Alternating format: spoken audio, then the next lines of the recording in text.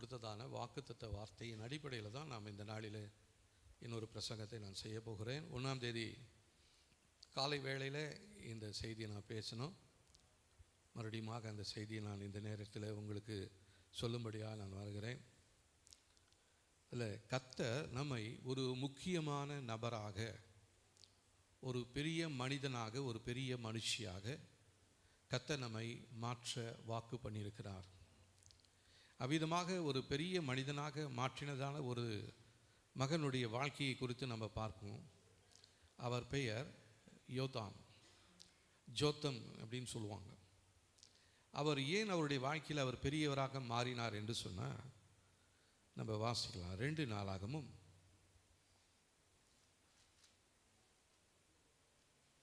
27ஆம் அதிகாரம் 6ஆம் வசனம் 574வது பக்கத்தில் இருக்கிறது. எல்லாம் எடுத்துக்கொள்ளுங்க. 574ஆம் பக்கத்தில் இருக்கிறது.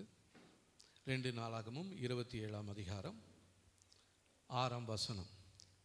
யோதாம் தன் வழிகளை தன் தேவனாகிய கர்த்தருக்கு முன்பாக நேராக்கினதினால் பலப்பட்டான். அப்போது நம்மை குறித்தும் தேவன் ஒரு அழைப்பை வைத்திருக்கிறார். அதை நம்ம பெரிய மனிதர்களாக மாற்றும்படியாக, உதவி செய்கிறதான மனிதர்களாக மாற்றும்படியாக கர்த்தர் நம்மை தெரிந்து கொண்டிருக்கிறார். அதற்கு தேவன் விரும்பினதான இடத்துல தேவன் வைத்திருக்கிற ஆசீர்வாதங்களை பெற்றுக்கொள்ள வேண்டும் என்று சொன்னால், இந்த யோதாம் என்ன செஞ்சார்? தன் வழிகளை தன் தேவனாகிய கர்த்தருக்கு முன்பாக நேராக்கினதினாலே பலப்பட்டான்.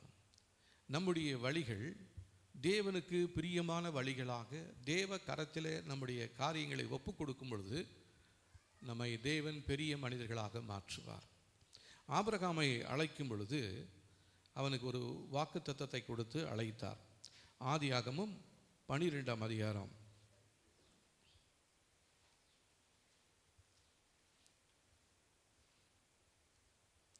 2ஆம் வசனம் பாருங்க. 1லிருந்து வாசிக்கலாம். 1லிருந்து 3 வசனங்களை வாசிக்கலாம். 12ஆம் பக்கத்தில் இருக்கிறது. கர்த்தர் ஆபிரகாமை நோக்கி, நீ உன் தேசத்தையும் உன் இனத்தையும் உன் தகப்பனுடைய வீட்டையும் விட்டு புறப்பட்டு நான் உனக்கு காண்பிக்கும் தேசத்துக்கு போ. நான் உன்னை பெரிய ஜாதியாக்கி உன்னை ஆசீர்வதித்து உன் பேரை பெருமைப்படுத்துவேன். நீ ஆசீர்வாதமாய் இருப்பாய். உன்னை ஆசீர்வதிக்கிறவர்களை ஆசீர்வதிப்பேன், உன்னை சபிக்கிறவனை சபிப்பேன். பூமியில் உள்ள வம்சங்கள் எல்லாம் உனக்குள் ஆசீர்வதிக்கப்படும் என்றார். கர்த்தர் ஆபிரகாமை அழைத்து அவனுக்கு வாக்குத்தத்த வார்த்தைகளை சொல்லும் பொழுது 2வது வசனம் பாருங்க. நான் உன்னை பெரிய ஜாதியாக்கி உன்னை ஆசீர்வதித்து உன் பேரை பெருமைப்படுத்துவேன். நீ ஆசீர்வாதமாய் இருப்பாய். கர்த்தர் நம்மை அழைக்கும் பொழுது ஒரு பெரிய திட்டத்தோடு தான் தேவன் அழைத்திருக்கிறார். ஆனால் ஊடாக பிசாசு என்ன பண்ணால், நமக்கு எதிராக சில திட்டங்களை அவன் வைத்து நம்முடைய குடும்பத்தின் வழியாய், தலைமுறை வழியாய் தொடர்ந்து வருகிற சில சாபத்தின் வல்லமைகள் மூலமாக நம்மை கட்டி போட்டு தேவன் வைத்திருக்கிற ஆசீர்வாதங்களை பெற்றுக்கொள்ள முடியாதபடிக்கு, சந்தோஷத்தை பெற்றுக்கொள்ள முடியாதபடிக்கு நம்முடைய வாழ்க்கையில் எதிராக கிரியை செய்கிறதான பிசாசு ஒருத்தன் உண்டு என்பதை நாம் மறந்து விடுகிறோம். எதற்கெடுத்தாலும் பிசாசு பிசாசு என்று சொன்னால் அவனை குறித்து ஆதியாகமம் 3ஆம் அதிகாரத்திலேயே தேவன் அவனை குறித்து எழுதி வைத்திருக்கிறார். அப்போது அந்த இடத்துல ஆதாமுக்கும் ஏவாளுக்கும் ஒரு பெரிய ஒரு எதிர்காலத்தை வைத்திருந்தாலும் அந்த திட்டத்தை கெடுக்கும்படியாக சர்ப்பத்தின் ரூபத்தில் பிசாசானவன் என்ன பண்ணால், ஏவாளை வஞ்சித்து கர்த்தர் விலக்கினதான அந்த பழத்தை புசிக்கும்படியாய், கர்த்தர் சொன்ன வார்த்தைகளை விசுவாசிக்க கூடாதபடிக்கு அவிசுவாசத்தை அந்த மகளுக்குள்ளாக ஊட்டும்படியாக அவன் நிறைய காரியங்களை முயற்சி செய்து தேவனுடைய திட்டத்தை முறியடிக்கும்படியாக அவன் திட்டம் பண்ணினான். ஆனால் கர்த்தர் தம்முடைய அநாதி தீர்மானத்தின்படி அவர் எல்லாவற்றையும் உருவாக்கி வைத்திருக்கிறார். அப்போது ஆரம்பத்திலிருந்தே பிசாசானவன் நம்முடைய வாழ்க்கையை வஞ்சிக்க வேண்டும் என்று சொல்லி அவன் போராடி கொண்டே இருக்கிறான். ஒவ்வொரு நாளும் ஒவ்வொரு நிமிடமும் நம்முடைய வாழ்க்கையில் அவன் செயல்பட்டு கொண்டிருப்பதை நம்மால் அநேக நேரங்களிலே உணர முடியாதபடி போயிடும். நிறைய நேரங்களில் உணரதே இல்லை. எதிராளி ஒருவன் உண்டு என்று சொல்லி நமக்கு தெரிஞ்சால் தான் நம்ம ரொம்ப ஜாக்கிரதையாக இருப்போம். ஆனால் நமக்கு எதிராளி இல்லாதது போலவும் உதவி செய்கிற தேவன் ஒருவர் உண்டு என்பதையும் நாம் நம்புகிறோம். அதே நேரத்தில் எதிராளியாகிய பிசாசு அநேக திட்டங்களை நமக்கு எதிராக போட்டு நம்முடைய வாழ்க்கையை குலைக்கும்படியாக, சந்ததியை கெடுக்கும்படியாக அவன் கிரியை செய்து கொண்டிருக்கிறான். இதுதான் இன்றைக்கி அநேகருடைய குடும்பத்தில் போராட்டத்தை ஏற்படுத்தி கொண்டிருக்கிறது. ஆனால் கர்த்தர் நம்மை குறித்து ஒரு திட்டம் வைத்திருக்கிறார். அது என்ன தெரியுங்களா? நம்மை பெரியவர்களாக மாற்ற வேண்டும் என்று சொல்லி, பூமியில் இருக்கிற பெரிய மனிதர்களுக்கு ஒத்ததான ஒரு நாமத்தை கர்த்தர் நமக்கு கொடுப்பேன் என்று வாக்கு பண்ணியிருக்கிறார். ஆனால் அந்த வாக்கு தத்தம் இன்றைக்கு நிறைய பேருடைய வாழ்க்கையில் நிறைவேற முடியாதபடிக்கு போய்விடுகிறது. குடும்பத்தில் குழப்பத்தை ஏற்படுத்துகிறான், சரீரத்தில் வேதனைகளை கொடுத்து கொண்டிருக்கிறான், சந்ததியில் ஒரு ஐக்கியம் இல்லாதபடி பார்த்து கொண்டிருக்கிறான். வேலை இல்லை, படிப்பு இல்லை, படித்தாலும் வேலை இல்லை, வேலை கிடைச்சாலும் கூலி இல்லை. இப்படி தான் இன்றைக்கி நிறைய பிரச்சனைகள் இருந்து கொண்டே இருக்கிறது. நம்முடைய சரீரத்தில் தேவையில்லாத பலவீனங்கள், இல்லைன்னா ஏதாவது ஒரு குறை, திருமண தடைகள் ஏற்படுகிறது. திருமணம் ஆனாலும் குழந்தை இல்லாதபடிக்கு நிறைய பேருடைய வாழ்க்கையில் பிசாசு என்ன பண்ணியிருக்கான்? சில தடைகளை ஏற்படுத்தி இருக்கிறான். கர்த்தர் இந்த நாட்களில் நமக்கு சொல்கிறதான வார்த்தை, நான் உன்னை பெரிய ஜாதியாக மாற்றுவேன். உன்னை குறித்து நான் வைத்திருக்கிறதான திட்டத்தை உன்னுடைய வாழ்க்கையில் நிறைவேற்றுவேன் என்று சொல்லி கர்த்தர் சொல்லுகிறார். ஆகவே நம்முடைய குறைவுகளை நினைத்து நாம் இதுவரை வேதனைப்பட்டு கொண்டிருந்தோம், கண்ணீர் விட்டு கொண்டிருந்தோம். ஆனாலும் அந்த கண்ணீரின் வாழ்க்கையை மாற்ற தேவன் நம்மை குறித்து ஒரு திட்டம் வைத்திருக்கிறதை நாம் அநேக நேரங்களிலே மறந்து போய்விடுகிறோம். தேவன் வைத்திருக்கிற திட்டம் என்ன? நம்மை பெரிய ஜாதியாக மாற்ற வேண்டும் என்று சொல்லி, நம்மை பலப்படுத்தும்படியாக, நம்முடைய வியாபாரத்தை பெருகச் செய்யும்படியாக, நம்முடைய சந்ததியை ஆசீர்வாதத்தை சுதந்திரிக்கக்கூடிய ஒரு சந்ததியாய் மாற்றும்படியாகவே கர்த்தர் நம்முடைய வாழ்க்கையில் குடும்பத்தை, சந்ததியை தேவன் கொடுத்திருக்கிறார். ஆனால் அந்த சந்ததிக்கு எதிராக போராடுகிறதான ஒரு தீய வல்லமை ஒன்று உண்டு என்பதை நாம் மறந்து விடுகிறோம். அதனால தான் இன்றைக்கி நிறைய பேருடைய வாழ்க்கையில் குடும்பத்தில் குழப்பமும் கண்ணீரும் தான் இருக்குது. வெளியில் பார்ப்பதற்கு சிரித்து கொண்டு இருக்கிறாங்க, ஆனால் உள்ளத்துக்குள்ள ஒவ்வொருடைய வாழ்க்கையிலும் ஒவ்வொரு குடும்பத்திலுமே ஒரு போராட்டத்தை நாம் பார்க்க முடிகிறது என்னால். அந்த போராட்டத்தின் வாழ்க்கைக்கு கர்த்தர் ஒரு முற்றுப்புள்ளியை வைக்கும்படியாக இந்த மாதத்தில் நம்மை பலப்படுத்துகிற தேவனாக இருக்கிறார். இதுவரையிலும் கடந்த 6 மாதங்கள் முடித்திருக்கலாம். இந்த 7வது மாதத்தின் 2ஆம் நாளில் கர்த்தர் சொல்கிறாரு, நான் உன்னை பெரிய ஜாதியாக்கி உன்னை பேர் புகழும் பெற்று விளங்கக்கூடிய ஒரு சந்ததியை நான் உனக்கு கொடுப்பேன். அந்த சந்ததியை யாராலும் தடுத்து நிறுத்த முடியாது, அந்த சந்ததியை யாராலும் கணக்கு போடவும் இயலாது. ஏன்னா ஆபிரகாமுக்கு கொடுத்ததான வார்த்தை, வானத்தின் நட்சத்திரங்களை போல, கடற்கரையின் மணலை போல கர்த்தர் என்ன பண்ண போகிறார்? அவனை ஆசீர்வதிப்பேன் என்று சொன்னவர் இந்த நாளில் நம்முடைய வாழ்க்கையிலும் அதே வாக்குத்தத்த வார்த்தையை கர்த்தர் கொடுக்கிறார். ஒருவேளை அது நடக்க முடியாதபடி ஒரு சூழ்நிலைகள் இருக்கலாம். நாம் சூழ்நிலைகளை பார்க்காதபடிக்கு, சூழ்நிலைகளுக்கு மத்தியிலே இருந்து உதவி செய்கிறதான தேவனுடைய கரத்தை நாம் நோக்கி பார்க்கும் பொழுது கர்த்தர் நமக்காக வைத்திருக்கிற திட்டங்களை அவர் தெரியப்படுத்துவார். நிறைய பேர் நம்ம தேவனுடைய வார்த்தைகளை சரியாக வாசிக்கிறதில்ல, தேவ சமூகத்தில் காத்திருக்கிறதில்ல, ஜெபிக்கிறதில்ல. அப்படியே ஜெபித்தாலும் ஏதோ ஒரு குற்ற உணர்வோடு, ஒரு அறக்குறை நினைவோடு தான் நம்ம ஜெபித்து கொண்டு இருக்கிறோம். முழுவதுமாக தேவ சமூகத்தில் நம்மை அர்ப்பணித்து ஜெபிப்பதற்கு பிசாசு நிறைய தந்திரங்களை உபயோகப்படுத்தி கொண்டிருக்கிறான். நமக்கென்று தேவன் ஒரு இலக்கை தேவன் நியமித்திருக்கிறார். அந்த லக்கு என்னுடைய வாழ்க்கையில் நிறைவேற போகிறது. அந்த லக்கை தடை செய்ய ஒருத்தராலையும் முடியவே முடியாது. கர்த்தர் நமக்கென்று சில தரிசனங்களை, சில தீர்க்க தரிசன வார்த்தைகளை கர்த்தர் சொல்லியிருக்கிறார். அந்த வார்த்தைகளெல்லாம் ஒரு நாளும் அழியாது, அது ஒரு நாளும் பொய் சொல்லாது. முடிவில் அது நம்முடைய வாழ்க்கையில் செயல்படுவதை நீங்களும் நானும் பார்க்க போகிறோம்.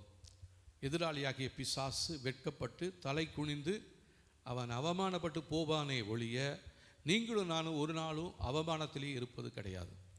இந்த கண்ணீரின் வாழ்க்கைக்கு கர்த்தர் ஒரு முற்றுப்புள்ளியை வைக்கிறார். இந்த நாளிலே தேவன் நமக்கு கொடுக்கிறதான அந்த வார்த்தையின்படி நாம் பிசாசுக்கு எதிர்த்து நில்லுங்கள், அப்பொழுது அவன் உங்களை விட்டு ஓடிப்போவான் அப்படின்னு சொல்லியிருக்குது. அப்போது பிசாசுடைய வேலை நம்மளை எதிர்த்து நிற்பது தான். எல்லா காரியத்திலேயுமே, நம்முடைய குடும்பத்திலும், தொழிலிலும், சந்ததியிலும் அவன் எப்போதும் எதிர்த்து நிற்கிறவனாகவே செயல்பட்டு கொண்டிருக்கிறான். அவன் ஒரு நாளும் நல்லவனே கிடையாது. யோவான் 10:10 பிசாசை குறித்து இயேசு கிறிஸ்து சொல்றாரு, அவன் திருடன், கொல்லவும் அழிக்கவும் வருகிறானே அன்றி வேறொன்றுக்கும் வருவதில்லை. ஆனால் இயேசு கிறிஸ்து எதுக்கு வந்தார் தெரியுங்களா? நமக்கு ஜீவனை, நித்திய ஜீவனை கொடுக்கும்படியாக வந்திருக்கிறார். அப்போ அந்த தேவன் கொடுத்ததான அந்த நித்திய ஜீவன் இன்றைக்கு எங்கே இருக்கிறது? ஏன் நம்முடைய வாழ்க்கையில் அது காணப்படாமல் போகிறது?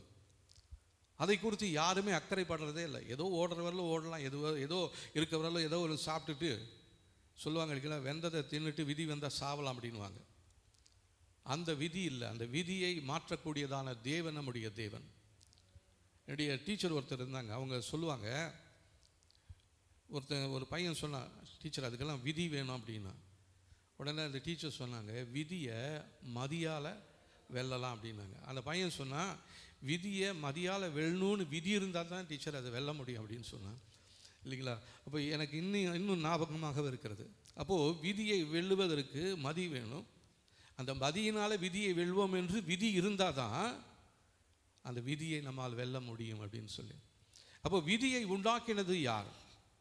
நம்மை குறித்து தேவன் ஒரு திட்டத்தை வைத்திருக்கிறார். அந்த தீர்மானம் அழிக்க முடியாத ஒரு தீர்மானமாக இருக்கிறது. அதை எந்த மனுஷனாலையும் தடை செய்ய முடியாது. எந்த மந்திர சூனியத்தினாலும் அதை தடைப்படுத்த வைக்கவும் முடியாது.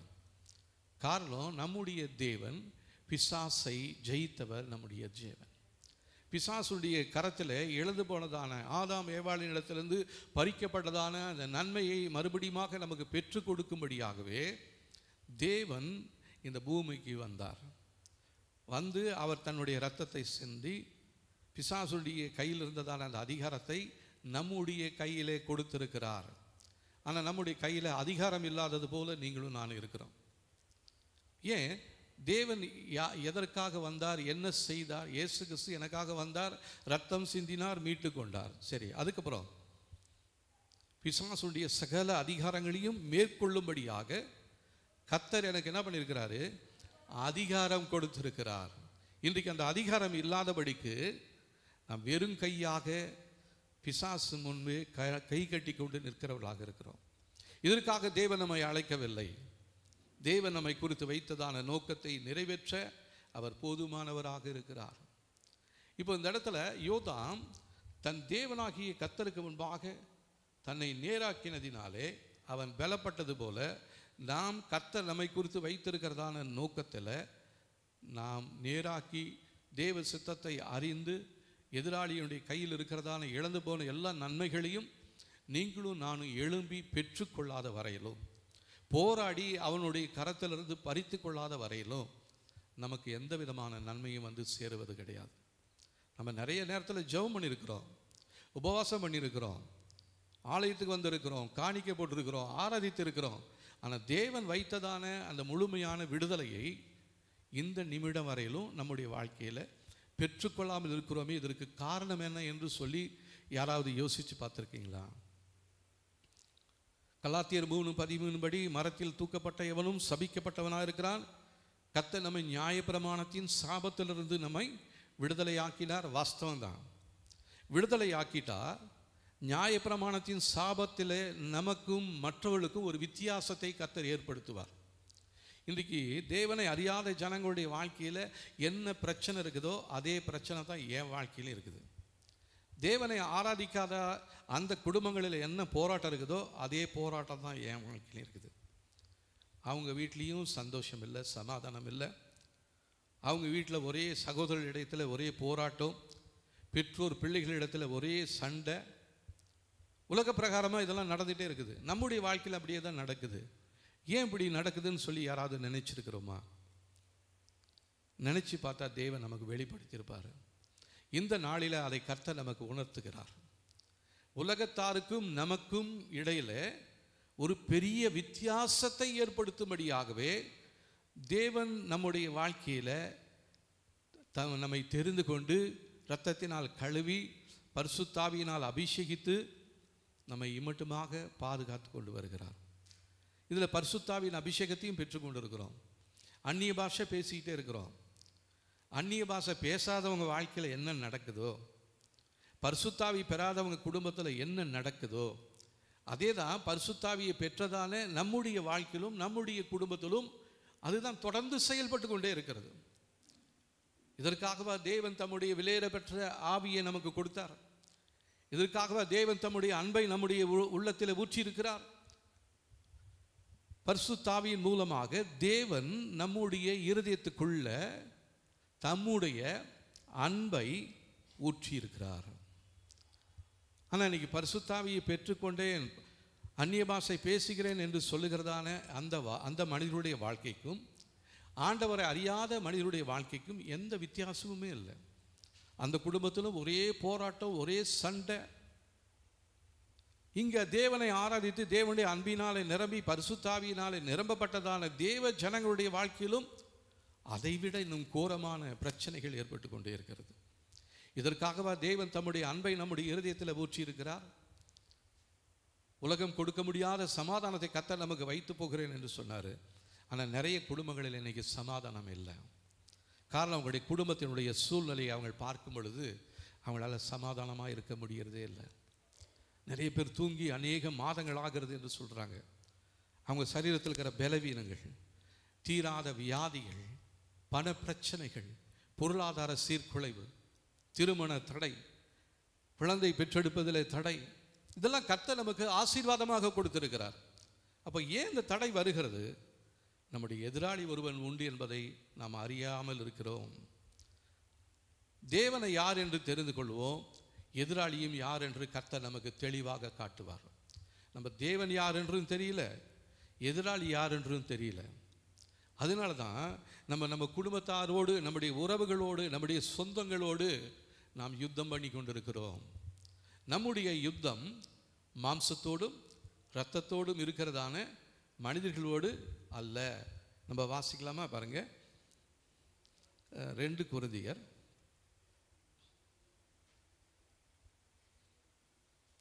10ஆம் அதிகாரம்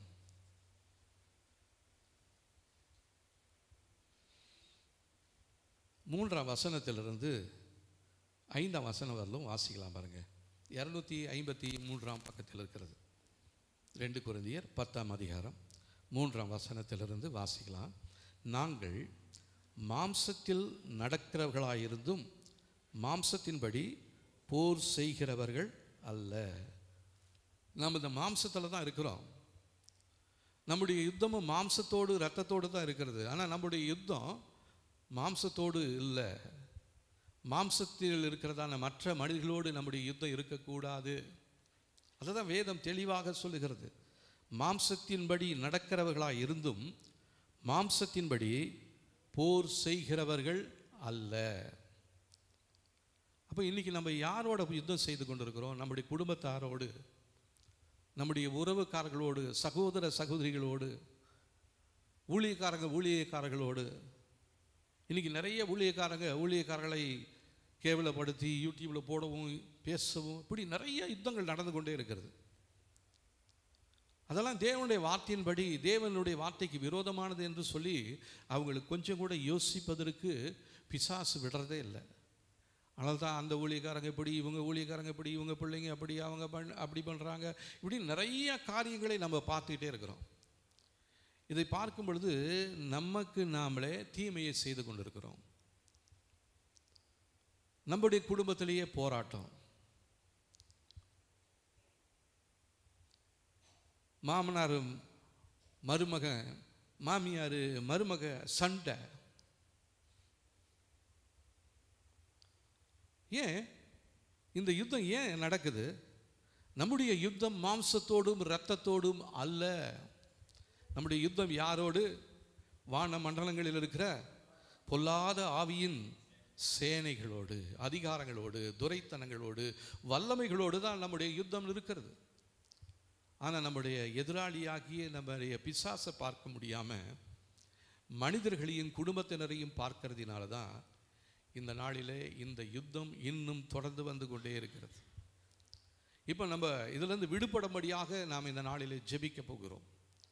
நம்முடைய எதிராளி யார் என்பதை நீங்களும் நானும் அறிந்து கொண்டு அவனுக்கு விரோதமாக தேவன் இந்த மாம்சத்தின்படி நடக்கிற யுத்தத்துக்கல்ல, ஆவிக்குரிய யுத்தத்திலே நடக்கும்படியாக சில ஆயுதங்களை தேவன் நமக்கு கொடுத்திருக்கிறார்.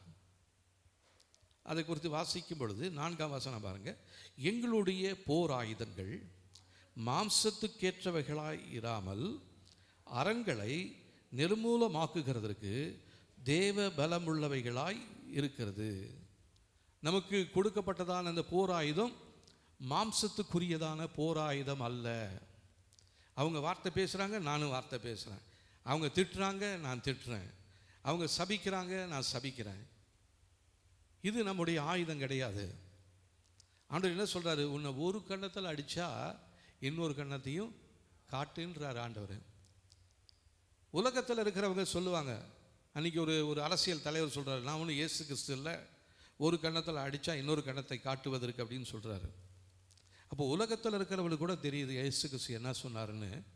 ஆனால் தேவனை ஆராதிக்கிறதான பிள்ளைகளாகிய நமக்கு தேவன் என்ன சொல்கிறாருன்னே தெரியல. நம்ம மனுஷரோட தான் நம்ம யுத்தம் பண்ணிக்கிட்டே இருக்கிறோம். அவங்க என்ன வார்த்தை சொல்கிறாங்களோ அதே வார்த்தையை எதிர்த்து நாம் சொல்கிறது. உனக்கு நான் ஒன்றும் சளைச்சவன் அல்ல, நீ என்ன வார்த்தை சொல்கிறியோ அதே வார்த்தையை நான் உனக்கு ரிப்பீட் பண்ணுவேன்னு சொல்லி இன்றைக்கி ஜனங்கள் யுத்தம் செய்து கொண்டு இருக்கிறாங்க. இன்றைக்கி அதனால தான் உலகம் முழுசும் சமாதானம் இல்லாதவைகளாக இருக்கிறது. சமாதானத்தை வைத்து போகிறேன் என்று சொன்னவர் இயேசு ராஜா சமாதானத்தை வைத்து போயிருக்கிறாரு. 2000 வருஷங்களுக்கு அப்பாலும் இன்னும் சமாதானத்தை உலகம் பெற்றுக்கொள்ள தேவையில்லை. அவருடைய நாமம் தரிக்கப்பட்டதான நீங்களும் நானும் அந்த சமாதானத்தை பெற்றுக்கொள்ள வேண்டியது மிகவும் அவசியமாக இருக்கிறது. இன்னும் எத்தனை காலங்களுக்கு இப்படியே ஓடிக்கிட்டே இருக்கும். குறைவுகளை நினைத்து நம்ம கண்ணீர் விட்டு அழ தேவையில்லை. குறைவுகள் எல்லாம் நிறைவாக்கக்கூடியதான தேவன் வல்லமை நமக்கு மத்தியிலே செயல்பட்டு கொண்டிருக்கிறது. அந்த தேவ வல்லமையை நமக்குள்ளே நம்ம அனுமதிக்கணும். ஆண்டவரே, உங்களுடைய வல்லமையினால் என்னை நிரப்புங்க ஆண்டவரே. என்னுடைய இருதயத்தை நீங்கள் புதிதாக மாற்றுங்க ஆண்டவரே. என் சிந்தையை நீங்கள் உங்களுடைய இரத்தத்தினால் கழுவி உங்கள் சிந்தையை போல என் சிந்தையை மாற்றுங்க ஆண்டவரே. நமக்கு யாருடைய சிந்தை வேணும் தெரியுங்களா? கிறிஸ்துவின் சிந்தை நமக்கு தேவை. ஆனால் இன்றைக்கி நிறைய பேருடைய சிந்தையில் கோபமும் கசப்பும் ஆத்திரமும் மன்னிக்க முடியாத சுபாவமும் பேசக்கூடாத வார்த்தைகளை பேசுவதும், இதெல்லாம் காரணம் நம்முடைய சிந்தையை பிசாசு என்ன பண்ணிட்டான்? அவனுடைய ஆளுகைக்குள்ளாக வைத்திருக்கிறான். அப்போது நம்ம முதலாவது இதுலேருந்து வெளியே வரணும்னா முதலாவது நம்முடைய சிந்தையை இயேசு கிறிஸ்துவின் சிந்தையாக மாற்றும்படியாக நாம் ஒப்பு கொடுத்து ஜெபிக்க வேண்டியது மிகவும் அவசியம். இந்த சிந்தை மாறலைன்னா நம்முடைய வாழ்க்கை மாறாது, நம்முடைய குடும்பம் மாறாது, நம்முடைய சமுதாயம் மாறாது, நம்முடைய தேசமும் மாறாது. அப்போ எழுப்புதல் முதலாவது எனக்குள்ள, என் குடும்பத்துக்குள்ள, சபைக்குள்ள வரும்பொழுது அது தேசத்தை பற்றி பிடிக்கிறதாக இருக்கிறது. எழுப்புதலை கடைசி கால எழுப்புதலுக்காக ஜெபித்து கொண்டிருக்கிறதான அநேக சபைகளிலே, அநேக விசுவாச குடும்பங்களிலே உள்ளூர் போராட்டங்கள், உள்ளுக்குள்ளே நடக்கிற யுத்தங்கள் இருந்துகிட்டே இருக்குது. ஆனால் அவங்க எதற்காக ஜெபித்துக்கிட்டு இருக்கிறாங்க தெரியுங்களா? உலகத்தினுடைய எழுப்புதலுக்காக ஜெபித்து கொண்டிருக்கிறாங்க. முதலாவது நாமே ஆயத்தப்படுத்தி கொண்டு மற்றவர்களுக்காக ஜெபிக்க வேண்டியது மிகவும் அவசியமாக இருக்கிறது. தேவனுடைய வார்த்தை என்ன சொல்லுது? நாம் நிதானித்து அறிந்தால் நாம் நியாயம் தீர்க்கப்படுவதில்லை. ஆனால் இன்றைக்கி மற்றவங்களை தான் நம்ம நியாயம் தீர்த்து கொண்டே இருக்கிறோம். எதிராளிகளுக்கு விரோதமாக குற்றம் சொல்லி கொண்டிருக்கிறோம். குடும்பத்தாரைக்கு விரோதமாக குறை சொல்லி கொண்டிருக்கிறோம். இந்த சூழ்நிலைகள் மாறும் பொழுது கர்த்தர் நம்முடைய வாழ்க்கையில் ஒரு எழுப்புதலை கொடுப்பார், சபையில் ஒரு எழுப்புதலை கொடுப்பார், தேசத்தில் ஒரு எழுப்புதலை கொடுப்பார். இந்த எழுப்புதல் வராமல் தேசத்தில் ஒரு நாள் எழுப்புதலே வராது. எழுப்புதல் வந்தாலும் அந்த எழுப்புதலை நம்ம கையாலேயே என்ன பண்ணிடுவோம் தெரியுங்களா? அணைச்சி போட்டுருவோம். அதுக்கு காரணம் யாரை சொல்லுவோம்? முதலாவது பிசாசு சொல்லுவோம், அடுத்தது ஆண்டவரையே சொல்லுவோம். ஆண்டவருக்கு ஏன் ஒரு நோக்கம் இல்லை? ஒரு எழுப்புதல் உண்டாக்கக்கூடாதா? இப்போது மணிப்பூரில் இவ்வளோ கொடுமைகள்லாம் நடந்துகிட்டே இருக்குது. அப்போ எனக்கு தெரிஞ்சு ஒரு சகோதரர் சொன்னார், கர்த்தர் அப்படியே அக்னியாக இறங்கி அவங்க எல்லாத்தையும் எரிச்சு சாம்பலாக்கி போட்டுட்டாருன்னா நம்ம ஜனங்க விடுவிக்கப்படுவாங்கல்ல. ஏன் இந்த நாளில் ஆண்டவர் சும்மாக்கிறாரு? கர்த்தருடைய சமூகத்தை அக்கினியை இறக்கி அந்த மணிப்பூரில் அந்த ஆலயத்தை கொளுத்தினவங்க வீட்டை கொளுத்திடணுமா? எப்படி ஆண்டவர் செய்வார்? அவர் அன்புள்ள தேவனாச்சே. அப்போ நம்மை கண்காணித்து கொண்டிருக்கிற தீமையின் வல்லமைகள் இந்த நாட்களிலே நம்முடைய தேசத்தில் எல்லையிலே கிரியை செய்து கொண்டிருப்பது இருக்கிறது என்பதை மறந்து விடுகிறோம். இயேசு கிறிஸ்து பிறப்பதற்கு முன்பாகவே அவன் ஒரு நோக்கத்தோடு தான் இறங்கி வந்தான். இயேசு கிறிஸ்து பிறந்த உடனே அவன் என்ன பண்ணுறான்? அந்த ராஜாவினுடைய இருதயத்தில் போய் அந்த குழந்தை எப்படி ஆச்சுக்கும் அழிச்சு போட்டணும்னு ஒரு திட்டத்தோடு வரான். ஆனால் கர்த்தர் என்ன பண்ணுறாரு? அந்த திட்டத்தை இயேசு கிறிஸ்துவினுடைய பெற்றோர்களுக்கு வெளிப்படுத்தி, அந்த சாஸ்திரிகளுக்கு வெளிப்படுத்தி, நீங்கள் வேறு வழியாக போயிடுங்க அப்படின்னு சொல்லி குழந்தையை தூக்கி கொண்டு வேறு ஒரு இடத்துக்கு போகும்படியாக தேவன் அவர்களுக்கு சொப்பனத்தில் எச்சரிக்கிறார். ஆனால் இந்த ஆத்திரமடைந்ததான இந்த ராஜா என்ன பண்ணுறாரு? 2 வயதுக்கு உட்பட்டதான எல்லா ஆண் பிள்ளைகளையும் தலையெல்லாம் வெட்டி போட்டுரு அப்படின்றாரு. இதை குறித்து ஒரு புஸ்தகத்தில் ரொம்ப நாளைக்கு முன்னாடி ஒருத்தர் எழுதியிருந்தார். இயேசு கிறிஸ்து தேவனாக இருந்தார், அவர் பிறந்த நேரத்தில் எதுக்கு இத்தனை பிள்ளைகளை கொல்லணும்? கேட்குற கேள்வி ரொம்ப நியாயமாக தான் இருக்குது. ஆனால் அவங்களுக்கு தெரியல, இயேசு கிறிஸ்துவினுடைய பிறப்பை வெறுக்கக்கூடிய, எதிர்க்கக்கூடிய ஒரு ஆவி ஒன்று உண்டு என்பதை அவர்கள் அறியாமல் போனதினால தான் அவங்களுடைய இருதயத்துக்குள்ளே இப்படிப்பட்ட ஒரு கேள்வி வருது. இயேசு கிறிஸ்து ஏன் அதை தடை பண்ணல? ராகேல் தன் பிள்ளைகளுக்காக அழுதா அப்படின்னு சொல்லி வாக்குத்தத்தம் நிறைவேறுது. அப்போது ராகேல் தன் பிள்ளைகளுக்காக அழுவதை ஆண்டவர் விரும்புவாரா? இந்த உலகமும் அதனுடைய சகல காரியங்களும் பிசாசுனுடைய ஆளுகைக்குள்ளாக ஒப்பு கொடுக்கப்பட்டிருக்கிறது. அப்போ இதை குறித்து தெரிந்து கொண்டு நாம் இந்த நாட்களிலே விரோதி யார் என்பதை நாம் அறிந்து கொண்டு அவனை விரட்டணும். உலகத்தாருக்கும் அவன் யார் என்பதை காண்பிக்க வேண்டும். அப்படி காண்பிக்கணும்னா கர்த்தர் நம்முடைய வாழ்க்கையில் தம்முடைய வல்லமையை வெளிப்படுத்த வேண்டும். அப்போ தான் அற்புதங்கள் நடக்கும். சும்மா அப்படி இயேசு ஜீவிக்கிறார், இயேசு உயிரோடு இருக்கிறார், இயேசு குருடர்களை கண்களை திறக்கிறார், முடவருடைய கால்களை நடக்க வைக்கிறார், இதெல்லாம் சொல்லிக்கிட்டே இருக்கிறோம். அதில் 2 ஊழியக்காரங்க சண்டை போடும் பொழுது அவங்க சொல்கிறாங்க, இவங்க எத்தனை செத்து போனவங்களை எழுப்பியிருக்கிறாங்க, எத்தனை குருடர்களுக்கு கண்ணு கொடுத்துருக்குறாங்க, இவங்கெல்லாம் அப்படி பேசலாமா அப்படின்னு யார் பேசிக்கிறது? நம்முடைய ஜனங்கள் என்று சொல்லுகிறதான அநேக கிறிஸ்தவர்கள் தான் இன்றைக்கு நமக்கு விரோதமாக பேசி கொண்டிருக்கிறாங்க. அப்போ இதெல்லாம், இந்த நிலைமையெல்லாம் மாறணும்னு என்ன பண்ணணும்? தேவனுடைய வல்லமையினாலே நீங்களும் நானும் நிரப்பப்பட்டால் ஒழிய, முதலாவது நம்முடைய வாழ்க்கை ஒரு மாற்றத்துக்குள் வந்தால் ஒழிய உலக அளவில் நம்மளால் எதையுமே பண்ண முடியாது, சபையில் எதையுமே செய்ய முடியாது. உடனே சொல்ல அந்த ஊழியக்காரன் சரியில்லை தான், சரி சரியா இருக்கிற விசுவாசிங்க 4 பேர் எழுந்து அதை செய்யலாம் இல்லையா? இன்னைக்கு உலகம் நம்மளை தான் குற்றம் சாட்டி கொண்டு இருக்கிறது, நம்மளை தான் பார்த்துக்கிட்டே இருக்கிறாங்க, இவன் மேலே என்ன குற்றம் சாட்டலாம் என்று சொல்லி. இந்த நாட்களிலே குற்றம் சாட்டப்படாதபடிக்கு தேவனுடைய சித்தத்தை செய்யும்படியாக நம்மை அர்ப்பணிக்கும் பொழுது கர்த்தர் நம்மை பெரிய மனிதர்களாக, பெரிய ஜாதியாக கர்த்தர் நம்மை உருவாக்க போதுமானவராக இருக்கிறார். ஹல்லேலூயா. நான் நம்புகிறேன் கர்த்தர் நம்மளை ஒரு பெரிய ஜாதியாக மாற்ற போகிறாரு.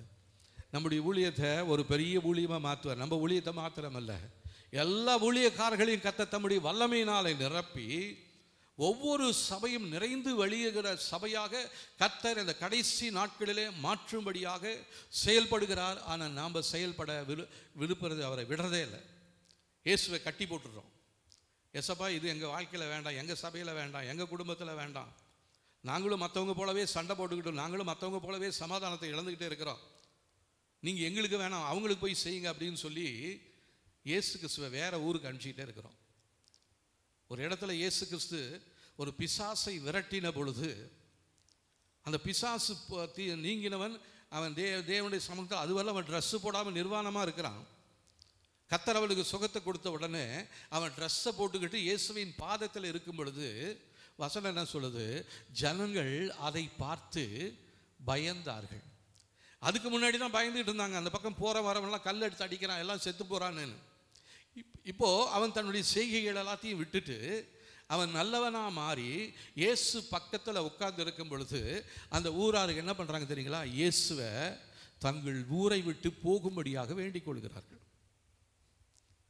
இப்போ நாமளும் அப்படி தான் பண்ணிக்கிட்டே இருக்கிறோம். எங்கள் சபையில் செய்ய வேணாம் ஆண்டவரே, எங்கள் குடும்பத்தில் செய்ய வேணாம் ஆண்டவரே, நாங்கள் இருக்கிற மாதிரியே இருக்கிறோம், நீங்கள் அந்த குடும்பத்துக்கு செய்யுங்க, அந்த சபைக்கு செய்யுங்க, அந்த தேசத்துக்கு செய்யுங்க.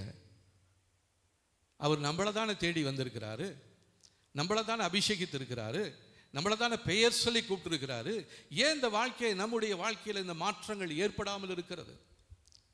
என்றைக்காவது ஒரு கேள்வி நமக்குள்ளே வந்திருக்குதா? அதற்கு ஆயத்தத்தோடு இருக்கிறதுக்கு நம்மை அர்ப்பணிக்கும்படியாக இந்த நேரத்தில் நான் உங்களை அழைக்கிறேன். கர்த்தர் நம்ம எல்லாரையும் இந்த கடைசி கால எழுப்புதலின் ஊழியத்தில் கர்த்தர் நம்ம எல்லாரையுமே எடுத்து உபயோகப்படுத்துவார். ஊழியக்காரங்களை மாத்திரமல்ல, வாலிப பிள்ளைகளை மாத்திரமல்ல, சிறு பிள்ளைகளையும் கர்த்தர் தம்முடைய ஊழியத்திற்கென்று தெரிந்து நடத்தக்கூடிய காலம் இதுவாக இருக்கிறது. அது இனியே வரப்போகிறது கிடையாது, ஏற்கனவே வந்துடுச்சு. ஆனால் நம்மால் தடை செய்யப்பட்டிருக்கிறது, நம்முடைய குடும்பத்தினால் தடுத்து நிறுத்தப்பட்டிருக்கிறது. கர்த்தர் நம்மை விசாரிப்பாரானால் நம்ம என்ன பதில் சொல்லுவோம்? உன் வாழ்க்கையில், உன் குடும்பத்தில் இப்படி ஒரு எழுப்புதலை உண்டு பண்ண வேண்டும் என்று நான் உன்னை தெரிந்து கொண்டேனே, ஆனால் உன் குடும்பத்தினுடைய எழுப்புதல் உன்னாலேயே தடைப்பட்டிருக்கிறது, உன் குடும்பத்தினுடைய ரட்சிப்பு உன்னாலேயே தடைப்பட்டிருக்கிறது. ஆண்டவர் இந்த வார்த்தையை கேட்டாரா நம்ம என்ன பதில் சொல்லுவோம்? நீ காலையில் கூட பில்லி பிரசங்கம் பண்ணும்போது சொன்னான், ஆதாமே நீ எங்கே இருக்கிறாய்? கர்த்தர் நம்மளை பார்த்து கேட்குறாரு, நீ எங்கே இருக்கிறப்பா? என் நாமம் தரிக்கப்பட்டதான ஜனங்களாகிய நீங்கள் உங்களை தாழ்த்தி ஜெபிக்கும் பொழுது நான் அந்த ஜெபத்தை கேட்டு இந்த தேசத்திற்கு சேமத்தை கொடுக்கக்கூடியவராக இருக்கிறேன். ஆனால் என் நாமம் தரிக்கப்பட்டதான நீ இன்றைக்கு எங்கே இருக்கிற? ஆதாமை கேட்ட அதே கேள்வியை இன்றைக்கு நம்ம ஒவ்வொருவரையும் பார்த்து கேட்கிறார். நீ எந்த இடத்துல இருக்கிற? எந்த நிலைமையில் இருக்கிற? ஆயத்தப்படுகிறாயா? ஆயத்தப்பட்டிருக்கிறாயா? மற்றவர்களை ஆயத்தப்படுத்தி கொண்டிருக்கிறாயா? இல்லைன்னா ஆயத்தப்பட்டவர்களையும் கெடுத்து கொண்டு இருக்கிறாயா? நிறைய குடும்பத்தில் ஆயத்தப்பட்டவர்கள் உண்டு, ஆனால் அந்த குடும்பத்தாரின் மூலமாகவே அந்த ஆயத்தப்பட்டவர்களுடைய ஆயத்தம் தடை செய்யப்பட்டிருக்கிறது, தடுத்து நிறுத்தப்பட்டிருக்கிறது. இருக்கு நம்முடைய பாவமிலே தான் காரணம், என்னுடைய வார்த்தைகள் தான் காரணம், என்னுடைய கிரியைகள் தான் காரணம். இதை நாம் ஒத்துக்கொண்டு இந்த மத்தியான வேளையில் தேவ சமூகத்தில் நாம் அர்ப்பணிப்போம். கர்த்தர் நம்முடைய வாழ்க்கையில் ஒரு புதிய காரியத்தை செய்ய போகிறார். ஆபிரகாமை அழைத்த பொழுது அவனை ஒரு பெரிய ஜாதியாக்குவேன் என்று சொன்னார். உன்னை சபிக்கிறவனை நான் சபிப்பேன், உன்னை ஆசீர்வதிக்கிறவனை நான் ஆசீர்வதிப்பேன். இன்றைக்கு இந்த வாக்கு தத்தங்களால் எங்கே போயிடுச்சு? நம்மை சபிக்கிற மனிதர்களை அல்ல, சபிக்கக்கூடிய அந்த வார்த்தைகளை பேசுகிற அந்த மனிதர்களின் பின்புறம் இருந்து கிரியை செய்கிறதான அசுத்த ஆவிகள் சபிக்கப்பட வேண்டும், கட்டப்பட வேண்டும். அவனுடைய வல்லமைகள் செயலிழந்து போக வேண்டும் என்று சொன்னால் தேவ பிள்ளைகளாகிய நாம் தேவனுடைய வல்லமையினாலே நிரம்பி இருந்தால் ஒழிய மற்றபடி இந்த காரியம் நடக்கவே நடக்காது. என்ன சொல்றீங்க நீங்க? இது வாஸ்தவம். தேவன் அந்த பாரத்தை இந்த நாட்களில் எனக்கு கொடுத்து கொண்டிருக்கிறார். நம்ம எல்லாரும் தேவனுடைய வல்லமையினாலே நிரம்ப வேண்டும். தேவனுடைய அபிஷேகத்தை பெற்றுக்கொண்டதான நாம், என்றைக்கோ பெற்றுக்கொண்டதான அந்த பரிசுத்த ஆவி அது ஏதோ அப்பப்போ இருக்குது. அப்பப்போ போய் ஜெபம் பண்ணும்பொழுது, சபையில் போகும்பொழுது ஒரு 10 நிமிஷம் அந்நிய பாஷையில் பேசுவோம். இரவு நேரங்களில் 1 மணி நேரம் ஜெபம் பண்ணால் நாமளும் கொஞ்சம் நேரம் போய் ஜெபம் பண்ணுவோம். அந்த கொஞ்ச நேரம் ஜெபத்தில் நம்மளுடைய சிந்தை இங்கேயும் அங்கேயுமா தாறுமாறாக போயிடுது. நம்மளால் தொடர்ந்து ஜெபிக்க முடிகிறதே இல்லை. அப்போ எப்படி எழுப்புதல் நம்முடைய வாழ்க்கையில் வரும்? கட்டப்பட்டிருக்கிற நம்முடைய குடும்பங்கள் விடுவிக்கப்பட வேண்டும். செயல்படாத அவயவங்கள் இயேசுவின் நாமத்தினாலே செயல்பட வேண்டும். ஆனால் இங்கே செயல்பட்டு கொண்டிருந்ததான என்னுடைய வாழ்க்கையில், என்னுடைய அவயவங்களிலே கட்டப்பட்டிருக்குமானால் மற்ற கட்டப்பட்ட அவயவங்களை எப்படி என்னால் செயல்படுத்த முடியும்? யார் போய் அவங்களுக்கு சொல்றது? இயேசுவின் அன்பை குறித்து நான் சொல்லணும்னா முதலாவது எனக்குள்ள அந்த அன்பு இருக்கணும், என் குடும்பத்துக்குள்ள அந்த அன்பு இருக்கணும், என் எல்லைக்குள்ள அந்த அன்பு இருக்கணும். அப்போ தான் மற்றவங்களுக்கு போய் நான் இயேசு நல்லவர், இயேசு ரட்சிக்கிறார், இயேசு சுகம் தருகிறார் என்று சொல்ல முடியும். கர்த்தருடைய கிரியைகள் அந்த இடத்துல பார்க்க முடியும். அந்த குடும்பத்தார் இயேசுவை ஏற்றுக்கொள்வார்கள். ஆனால் இன்னைக்கு மற்றவங்களுக்கு போய் சொல்லக்கூடிய அந்த தைரியம் நமக்கு இருக்கிறதா? சொல்லலாம், இயேசு நல்லவர், கூட்டத்தோடு போய் நாமளும் என்ன பண்ணலாம், எல்லாரோடையும் போய் சொல்லலாம். ஆனால் ஒரு கனியும் நம்மளால் பெற்றுக்கொள்ளவே முடியாது. குடும்பத்தினுடைய ரட்சிப்பை குறித்து ஆண்டவர் என்ன சொல்றாரு? முதலாவது கர்த்தரை நீங்க விசுவாசி, அப்போ நீயும் உன் வீட்டாரும் ரட்சிக்கப்படுவீங்க. கர்த்தராகிய இயேசு கிறிஸ்துவை விசுவாசி, அப்பொழுது நீயும் உன் வீட்டாரும் ரட்சிக்கப்படுவீர்கள். இன்னைக்கு நம்ம ரட்சிக்கப்பட்டு எத்தனையோ வருஷம் ஆயிடுச்சு, ஆனால் நம்ம குடும்பத்தில் இன்னைக்கு ஒரு மாற்றமே இல்லை. குடும்பத்தில் ரட்சிக்கப்படாதவங்க நிறைய பேர் இருக்கிறாங்க. நம்ம போய் மற்றவங்க குடும்பத்துக்காக எப்படி ரட்சிப்பை குறித்து சொல்றது? அவன் நம்மளை பார்த்து கேள்வி கேட்க மாட்டான். முதலாவது உன் குடும்பத்தில் போய் ரட்சிப்பை சொல்லு. முதலாவது உன் குடும்பத்தில் போய் உன் அன்பை காமி. அதுக்கப்புறம் என்கிட்ட வந்து இயேசு நல்லவர், இயேசு அன்பா இருக்கிறாருன்னு சொல்லு அப்படின்னு கேள்வி கேட்பான் இல்லைங்களா? இந்த காரியத்தினால தான் நம்முடைய ஊழியங்கள் தடைப்பட்டு இருக்கிறது. அப்போ நம்ம இந்த காரியத்தை என்ன பண்ணிட்டு இருக்கிறோம்? இன்னைக்கு ஆன்லைனில் பிரசங்கம் பண்ணிக்கிட்டே இருக்கிறோம். நேராக போய் பிரசங்கம் பண்ணால் யாராவது நம்மளை வந்து கேட்டுருவாங்க. இப்போ ஆன்லைனில் பிரசங்கம் பண்ணால் கேட்குறவன் கேட்குறான், கேட்காதவன் கேட்காம போயிட்டு என்னமோ பண்ணிட்டு போகிறான். எனக்கு என்ன, என்னுடைய வேலை பிரசங்கம் பண்ணுறது தான். நான் பாட்டுக்கு பிரசங்கம் பண்ணிக்கிட்டே இருப்பேன்.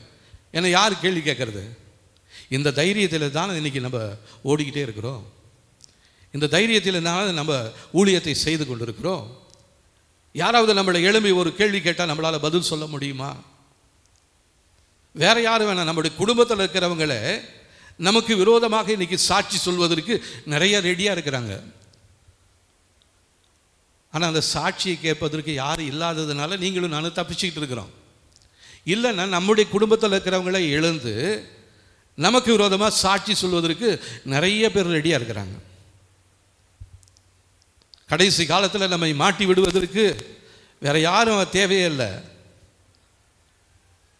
நம்முடைய குடும்பத்தாரே நம்மளை பிடிச்சி கொண்டு வெளியே கொடுத்துருவாங்க. இதை பாருங்க, ஏசுன்னு சொல்லிகிட்டே இருக்கிறான், ஆனால் இயேசு பற்றி ஒன்றுமே தெரியாத இவன் வந்து எனக்கு சொல்லிட்டு இருக்கிறான், இவன் தான் பிடிச்சிங்கன்னுடுவார். நம்ம குடும்பத்தில் இருக்கிறவங்களே நம்மை காட்டி கொடுப்பதற்கு சமயம் பார்த்து கொண்டு இருக்கிறாங்க.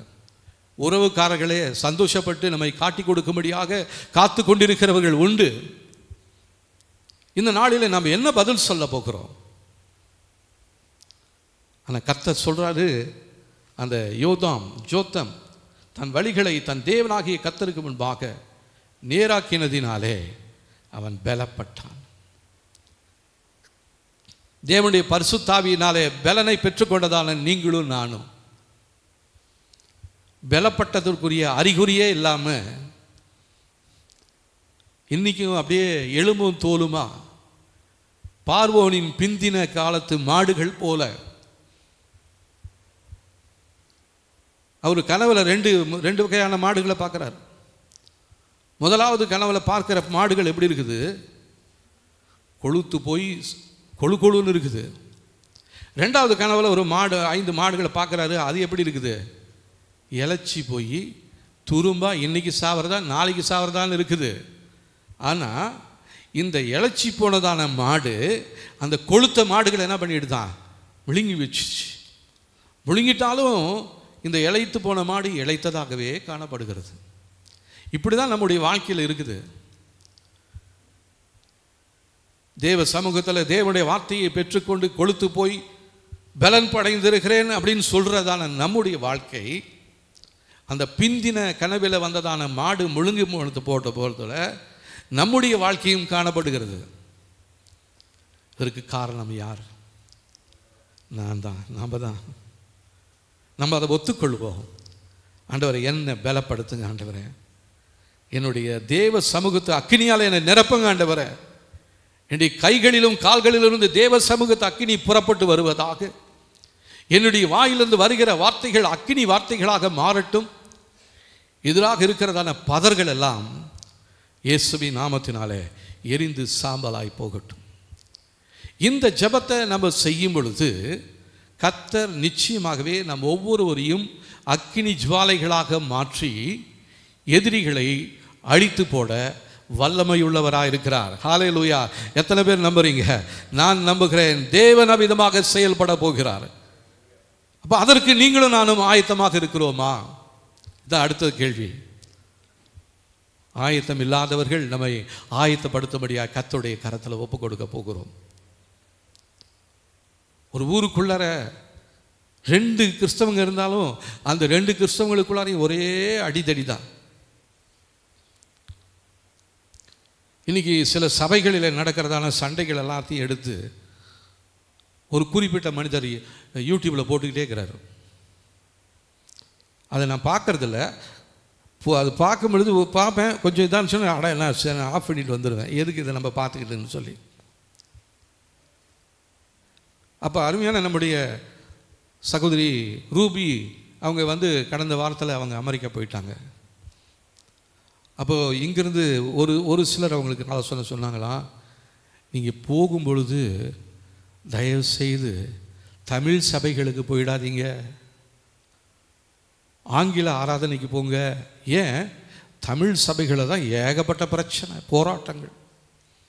அதனால் நீங்கள் அங்கே போகாதீங்கன்னு ஒரு சிலர் சொல்லி அனுப்பிச்சிருக்கிறாங்க.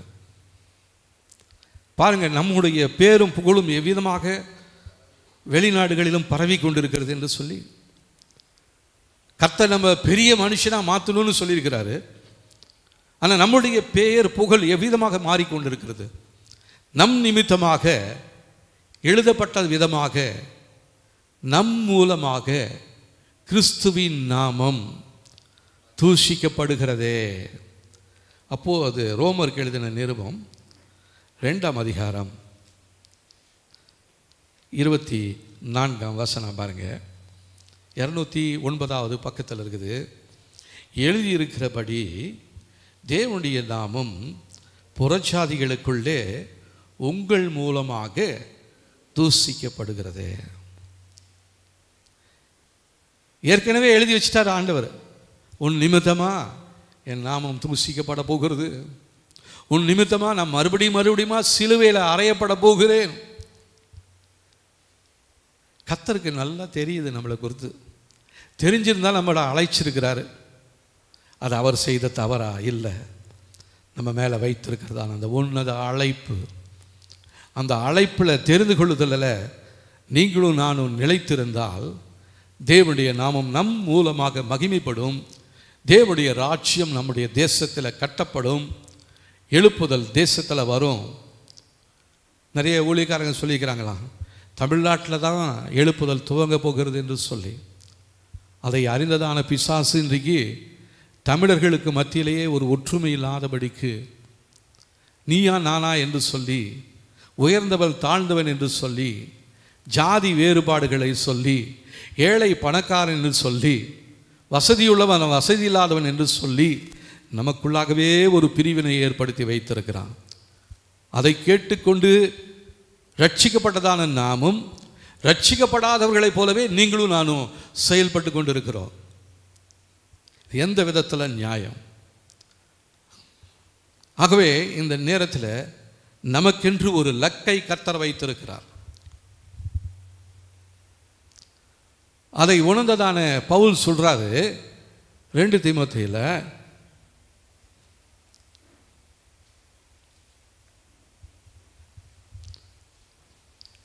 தீமோத்தேயு 4ஆம் அதிகாரம்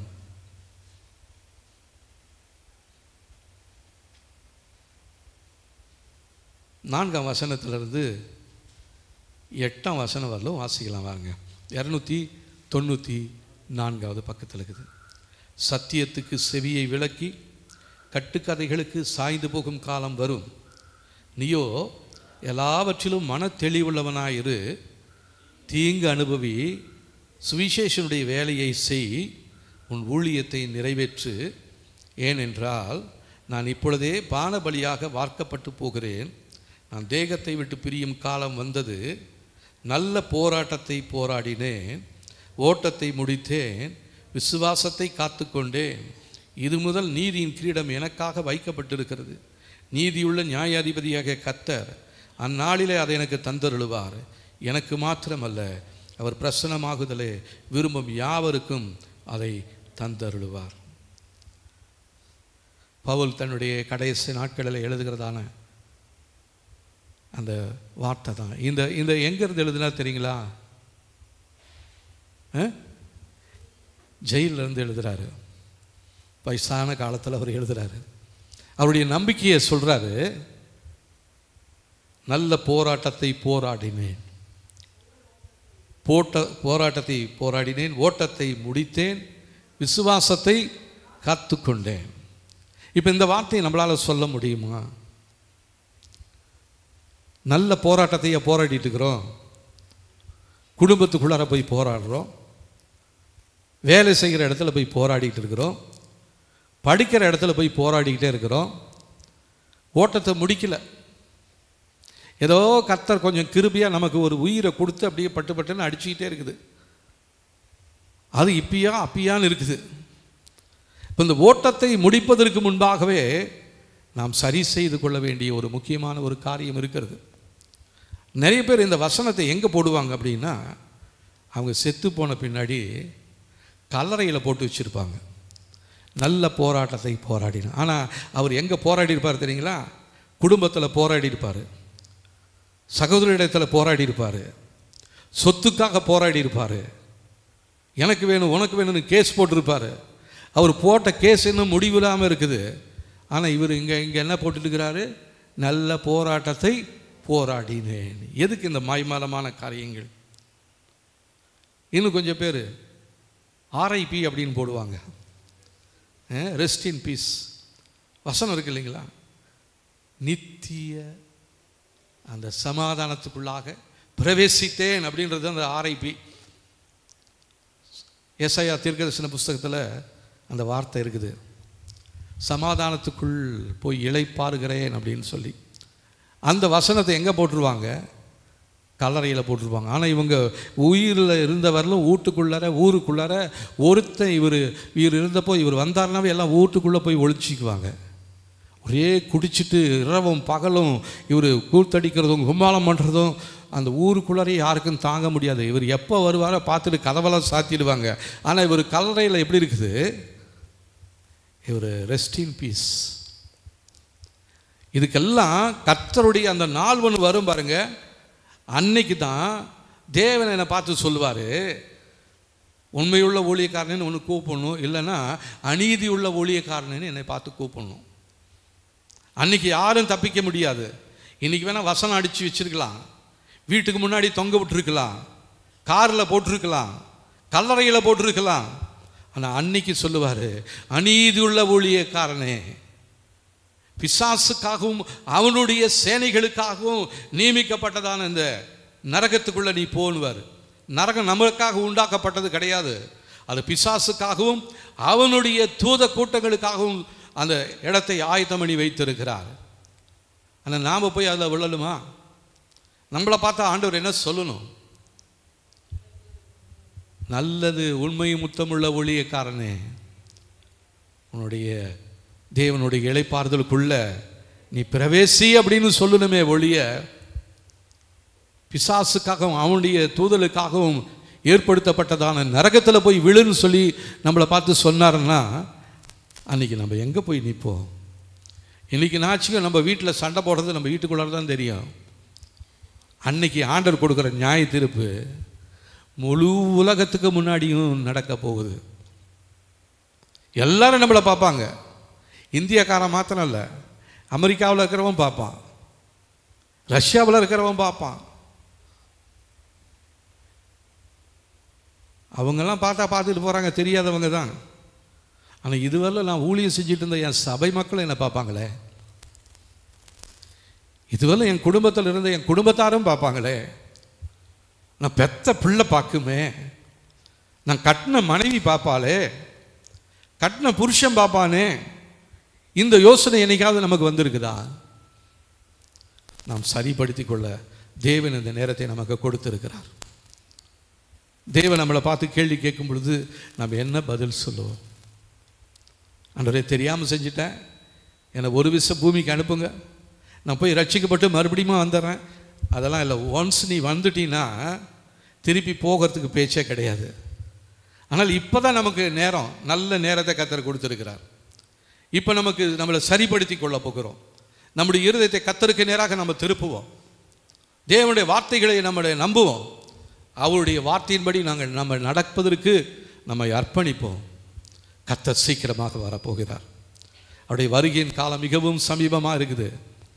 எல்லாரும் சொல்கிற வார்த்தையை தான் நானும் சொல்லிகிட்டு இருக்கிறேன். ஆனால் அதுக்கு ஆயத்தத்தோடு இருக்கிறேனா அப்படின்னு சொல்லி கொஞ்சம் உங்களுடைய நெஞ்சு மேலே ஒரு கையை வச்சு கேட்டு பாருங்கள். இப்போ செத்தனா என்ன? இப்போ செத்தனாவா? ஏன் உயிரோடு இருக்கிறது பிடிக்கலையா அப்படின்னு கேட்கலாம். நீங்கள் ஒரு கேள்வி கேட்டு பாருங்கள் சும்மா. இப்போ நான் செத்தனா பரலோகத்துக்கு போவானா? தேவனுக்கு முன்னாடி போய் நிற்க முடியுமா? பரிசுத்தருக்கு முன்னாடி போய் நிற்க முடியுமா? ஆண்டவர் என்ன பதில் சொல்கிறான்னு உங்களுக்கு தான் தெரியும். நீங்கள் அந்த பதிலை வச்சுக்கோங்க. அதுலேருந்து வெளியே வரத்துக்கு தேவன் நமக்கு இந்த நேரத்தில் நல்ல ஒரு தருணத்தை கொடுக்கிறார். கர்த்தர் நமக்காக நியமித்திருக்கிறதான அந்த ஓட்டத்தை நாம் ஓடி முடிக்க வேண்டும். நல்ல போராட்டத்தை போராட வேண்டும், ஓட்டத்தை முடிக்க வேண்டும், நித்திய ஜீவனை பெற்றுக்கொள்ள வேண்டும். இதுதான் நம்முடைய நோக்கமாக இருக்கணும். இதை விட்டுட்டு சம்பாதிக்கணும், அதை பண்ணணும், இதை பண்ணணும், வீட்டுக்கு எதை பண்ணணும், வீட்டை கட்டணும், இன்னும் அதை பண்ணணும், இதை பண்ணணும், இதெல்லாம் நம்முடைய நோக்கமே வேண்டாம். நல்ல போராட்டத்தை போராடுவோம், ஓட்டத்தை முடிப்போம், நித்திய ஜீவனை தேவ சமூகத்திலிருந்து பெற்றுக்கொள்ள நாம் தேவனுடைய உதவியை நாம் கேட்க போகிறோம். தேவ சமூகத்தில் நாம் எழுந்து நிற்கலாமா? கர்த்தருடைய கரத்தில் நம்ம ஒப்பு கொடுத்துருவோம். ஆவியானவரே, நீங்கள் இந்த நாளில் எங்களோட பேசினதான இந்த நல்ல வார்த்தைகளுக்காக நன்றி. எங்களை பெரிய மனிதர்களாக மாற்றும்படியாக நீங்கள் திட்டம் வைத்திருக்கிறீங்க ஆண்டவரே. அந்த திட்டத்தை நீங்கள் இந்த நாட்களில் எங்களுடைய வாழ்க்கையில் நிறைவேற்றும்படியாக நாங்கள் ஒப்பு கொடுக்குறோம் என்று சொல்லி நம் தேவ சமூகத்தில் நாம் அர்ப்பணிக்க போகிறோம். ஹல்லேலூயா. ரபாபாராதுரானியாஸ்யா. ஆவியானவரே, இந்த நாளில் எங்களுடைய வாழ்க்கையில் எங்களுடைய லக்கை அழிக்கும்படியாய் செயல்பட்டு கொண்டிருக்கிறதான பொல்லாத தீமை செய்கிற வல்லமைகள் இயேசுவின் நாமத்தினாலே எங்களுடைய வாழ்க்கை விட்டு வெளியேறும்படியாக சொல்லி ஜெபிக்கிறோம் ஆண்டவரே. ஹல்லேலூயா. தேவன் நம்மை குறித்து வைத்திருக்கிறதான திட்டம் அது உன்னதமான திட்டமாக இருக்கிறது. அவர் நம்மளை அழிக்கிறதுக்காக அவர் திட்டம் தீட்டல. அழிவிலிருந்து நம்மை தெரிந்து கொண்டதற்கு நம்ம காரணம் நம்மை ஒரு விடுதலையாக்கி ஒரு மேன்மைப்படுத்த வேண்டும் என்கிறதான திட்டத்தோடு தான் கர்த்தர் நம்மை தெரிந்து கொண்டிருக்கிறார். அந்த திட்டம் இந்த நாட்களிலே நிறைவேற முடியாதபடிக்கு நமக்கு எதிராக செயல்பட்டு கொண்டிருக்கிறதான பொல்லாத தீமையின் திட்டங்கள் அழிக்கப்படும்படியாக நாம் இப்பொழுது ஜெபிக்கலாமா? ஹல்லேலூயா. கர்த்தாவே, நீர் எங்களுக்காக வைத்திருக்கிறதான நல்ல திட்டங்கள் எங்களுடைய வாழ்க்கையில் இயேசுவின் நாமத்தினாலே நிறைவேறும்படியாக சொல்லி ஜெபிக்கிறோம் ஆண்டவரே. எங்களை குறித்து பிசாசு வைத்திருக்கிறதான எந்த தீமையான திட்டங்களும் எங்களுடைய வாழ்க்கையில் நிறைவேறாதபடிக்கு கர்த்தர் எங்களை பாதுகாக்கும்படியாக சொல்லி ஜெபிக்கிறோம் ஆண்டவரே. எரேமியா 29ஆம் அதிகாரம் 11ஆம் வசனம் 912வது பக்கத்தில் இருக்குது. கர்த்தர் சொல்கிறாரு, நீங்கள் எதிர்பார்த்திருக்கும் முடிவை உங்களுக்கு கொடுக்கும்படிக்கு நான் உங்கள் பேரில் நினைத்திருக்கிற நினைவுகளை அறிவேன் என்று கர்த்தர் சொல்லுகிறார். அவைகள் தீமைக்கல்ல, சமாதானத்துக்கு ஏதுவான நினைவாகவே இருக்கிறது. அப்போ தேவன் நம்மை குறித்து வைத்திருக்கிறதான அந்த நினைவு சமாதானத்துக்கு ஏதுவானதை ஒழிய ஒரு நாள் துன்மார்க்கத்திற்கு ஏதுவானதோ அழிவிற்கு ஏதுவானதோ அல்ல. தேவன் எங்களை குறித்து வைத்திருக்கிறதான உங்களுடைய நல்ல திட்டங்கள் எங்களுடைய வாழ்க்கையில் எங்களுடைய குடும்பத்தில் நிறைவேறும்படியாக நாங்கள் ஒப்பு கொடுத்து ஜெபிக்கிறோம் என்று சொல்லி ஜெபிக்கலாமா? ஹல்லேலூயா. ரபலா திரானியா சந்தோரேனியா ரிபிலரதியா ஷபரரதியா சிஹந்தோரேனியா. ஹல்லேலூயா. நன்றி ஆண்டவரே. கர்த்தாவே, நீர் எங்களை குறித்து வைத்திருக்கிறதான அந்த நல்ல திட்டங்கள் இயேசுவின் நாமத்தினாலே எங்களுடைய வாழ்க்கையில் அது நிறைவேறும்படியாக இப்பொழுது நாங்கள் சொல்லி ஜெபிக்கிறோம். ஆவியானவரே, நீங்கள் எங்களுக்கு உதவி செய்யும்படியாக இந்த நாளிலே நாங்கள் எங்களை அர்ப்பணிக்கிறோம் ஆண்டவரே. எங்களுடைய ஜெபத்தை கேட்டு எங்கள் மேல் மனம் இறங்கும்படியாக நாங்கள் ஒப்பு கொடுக்கிறோம் ஆண்டவரே. ஆவியானவரே, நீங்கள் இந்த நாட்களில் உங்களுடைய சித்தத்தை எங்களுடைய வாழ்க்கையில் நிறைவேற்றுங்க ஆண்டவரே. சகரியா 2ஆம் அதிகாரம் 8ஆம் வசனம் பாருங்கள். அதை நம்ம வாசிக்கலாம் பாருங்கள். 2ஆம் அதிகாரம் 8ஆம் வசனம். அவர் சொல்கிறாரு, பிற்பாடு மகிமை உண்டாக்கும் என்று சேனைகளின் கர்த்தர் சொல்லுகிறார். உங்களை கொள்ளையிட்ட ஜாலிகளிடத்துக்கு என்னை அனுப்பினார். உங்களை தொடுகிறவன் அவருடைய கண்மணியை தொடுகிறான். நம்மளை எந்த பிசாசினாலும் எந்த தீமையான சக்தியாலும் தொட முடியாது. நம்மளை தொடரவன் யாரை தொடுவானா? அவருடைய கண்மணியை தொட முடியுமா? இயேசுடைய கண்மணியை. அப்போ நீங்களும் நானும் கண்மணியாக இருக்கிறோம். ஹல்லேலூயா. ஓ கர்த்தாவே, உங்களுடைய கண்மணியாக இருக்கிறதான எங்களை இந்த உலகத்தில் கிரியை செய்கிற எந்த தீமையான வல்லமைகளும் எங்களை தொட முடியாது ஆண்டவரே. எங்களை இதுவரையிலும் தொடும்படியாக நாங்களே அனுமதித்திருந்தோம். எங்களுடைய எல்லைகளில் காணப்பட்ட உடைந்து போன பகுதிகள் இயேசுவின் நாமத்தினாலே அடைக்கப்படுவதாக. பரிசுத்தாவினுடைய வல்லமை எங்களை சூழ்ந்து கொள்ளும்படியாக நாங்கள் ஒப்பு கொடுத்து ஜெபிக்கிறோம் ஆண்டவரே. கர்த்தர் நீர் எங்களுக்கு உதவி செய்யும்படியாய் சொல்லி ஜெபிக்கிறோம் ஆண்டவரே. நம்முடைய எதிராளி யார் என்று தெரிந்து கொண்டோம். அவன் திருடன், திருடவும் கொல்லவும் அழிக்கவும் வருகிறானே அன்றி வேறொன்றுக்கு வருவது இல்லை. நம்முடைய எல்லைகளுக்குள்ளாக குடும்பத்துக்குள்ளாக நுழைந்திருக்கிற அந்த திருடனை பிடிச்சு கட்டப்போகிறோம் இப்பொழுது இயேசுவின் நாமத்தினாலே. எங்களுடைய வாழ்க்கையில் எங்களுடைய குடும்பத்தில் பொல்லாத தீமை செய்கிற வல்லமை இன்றைக்கு எங்களுடைய வாழ்க்கைக்குள்ள நுழைந்திருக்கிறது. அதுதான் எங்களுக்குள்ள சண்டை ஏற்படுத்தி இருக்கிறது. அதுதான் எங்களுடைய சமாதானத்தை கெடுத்திருக்கிறது. ஆண்டவரே, எங்களுடைய எல்லைகளுக்குள்ளாக நுழைந்திருக்கிறதான அந்த தீமை செய்கிற வல்லமையை இயேசுவின் நாமத்தினாலே கட்டும்படியாக நாங்கள் இப்பொழுது ஒப்பு கொடுத்து ஜெபிக்கிறோம் ஆண்டவரே. பிசாசின் கிரியைகளை அழிக்கும்படியாய் வெளிப்பட்ட தேவகுமாரனே நீர் ஆண்டவரே, எங்களுடைய வாழ்க்கையில் காணப்படுகிறதான பிசாசின் கிரியைகளை அழித்து ஆண்டவரே நீர் எங்களுக்கு ஒரு விடுதலையை தரும்படியாக இயேசுவின் நாமத்தினாலே நாங்கள் சொல்லி ஜெபிக்கிறோம் ஆண்டவரே. ஹல்லேலூயா. ஓ ரபாபாலா ரதியா ஷத்துரீனியா ரிபல ரதியா சிஹந்துரேனி மேக்கதுரானியாசியா. ஹல்லேலூயா, ஹல்லேலூயா. நம்முடைய லக்கை அழிக்கும்படியாக செயல்பட்டு கொண்டிருக்கிறதான அந்த பிசாசுடைய திட்டங்கள் நம்முடைய வாழ்க்கையில் செயல்படுகிறது என்பதை நாம் எதனால் அறிந்து கொள்ள முடியும் என்று சொன்னால், நான் ஒரு சில காரியங்களை நான் உங்களுக்கு சொல்கிறேன் பாருங்கள். இதெல்லாம் இருந்துச்சுன்னா உங்களுடைய வாழ்க்கைக்குள்ள உங்களுடைய லக்கை அழிக்கும்படியாக செயல்படுகிறதான ஒரு தீமையான வல்லமை உங்களுடைய வாழ்க்கையில் இருக்கிறது என்று சொல்லி நாம் அறிந்து கொள்ளலாம். ஹல்லேலூயா. தீமையின் கண்கள் இருக்கிறது. நமக்கு நன்மை வர முடியாதபடிக்கு நம்மை கண்காணித்து கொண்டிருக்கிற தீமையின் கண்கள் இருக்கிறது. ஹல்லேலூயா. அடுத்ததா நம்முடைய குடும்பத்துக்கு எதிராக கிரியை செய்கிற மந்திர சூனிய வல்லமைகள் இருக்கிறது. இதெல்லாம் நம்முடைய வாழ்க்கையை முன்னேற்றத்தை தடை செய்து கொண்டிருக்கிறது. வீட்டிலே காணப்படுகிற தீமையான காரியங்கள், நிறைய அக்கிரம கிரியைகள் நம்முடைய தலைமுறைகளில் இருக்கிறது. பல திருமணங்களை செய்தவர்கள் நம்முடைய தலைமுறையில் இருக்கிறாங்க. இதெல்லாம் நம்முடைய வாழ்க்கையில் நம்முடைய லக்கை அழிக்கும்படியாக காணப்படுகிறது. அடுத்ததாக தீமையான கனவுகள். உங்களுடைய வாழ்க்கையில் வருகிற கனவுகள் உங்களுடைய லக்கை அழித்து போடும்படியாக இருக்கிறது. கடந்த நாட்களில் ஒரு சகோதரி அவங்க சொன்னாங்க, அவங்க கனவில் ஒரு புலி அவங்களுடைய எல்லைகளில் கூண்டில் அடைக்கப்பட்டிருப்பது போல பார்த்தாங்களாம்.